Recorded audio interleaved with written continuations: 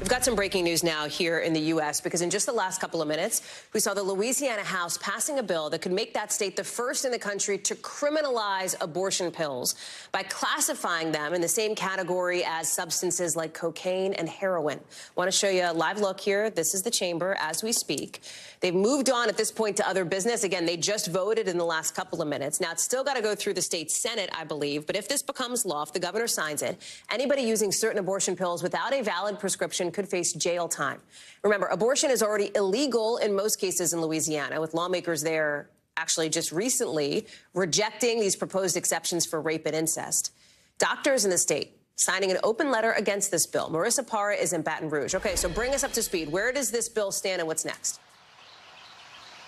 Hey, Hallie, so you were correct. So we heard some back and forth, and it is officially passed in the House, but it is not going to the governor's desk quite yet. It has to go back to the Senate, and we have already seen this has been pretty unpredictable in terms of timing. We thought that what we saw today we would see yesterday. So this is politics. It doesn't always move in the timeline you think it's going to, and so we will see what happens when it goes back to the Senate, but I'll tell you, it is expected to pass. We saw it passed pretty overwhelmingly in the House, and we expected to do so in the Senate. And we also know the governor, he is a Republican. He has been very vocal against abortion rights, and there is no reason to expect he will not sign it once it does get to his desk. But I want to take you to that moment when we saw just now from inside the House just moments ago.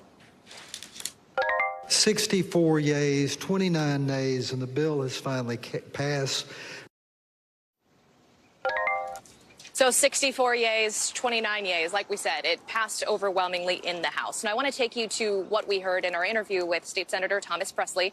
This is the senator who authored this bill, and I will explain his original intentions when he authored it on the other side of it. But first, take a listen.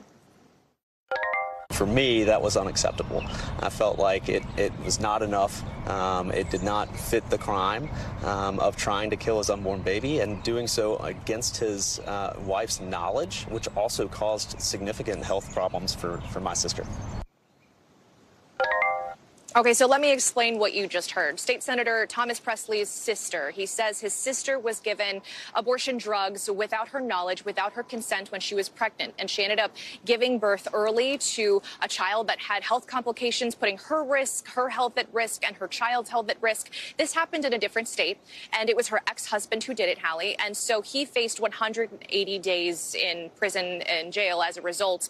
And so State Senator Thomas Presley said that that was simply not enough. That was what you heard him say just now. So he wanted to see harsher penalties for people who tried to do the same thing that his sister's ex-husband did. And so now, if this continues to move forward, Hallie, we would see harsher punishments because, like we just talked about, this would be classified as a controlled dangerous substance. It would be Schedule 4, and possession would be something that you could face prison time for. So specifically looking at this bill was originally authored to prevent coerced forced abortions, Hallie. But of course, we're hearing a lot of fallout and criticism from people on, who are for abortion rights and also physicians and doctors around the state of Louisiana.